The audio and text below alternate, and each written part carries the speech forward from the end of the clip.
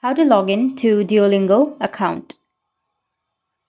So if you want to log into your Duolingo account, then what you need to do is first you just need simply make sure that you have an internet connection. After that, if you have the application, you can open up your application, or you can also go with your browser. So open up your Google or your browser, go with search and search for Duolingo. After searching here, you will have www.duolingo.com. Tap on it. And if you want to log in, then you just need simply go with I already have an account, and it will take you to the login page.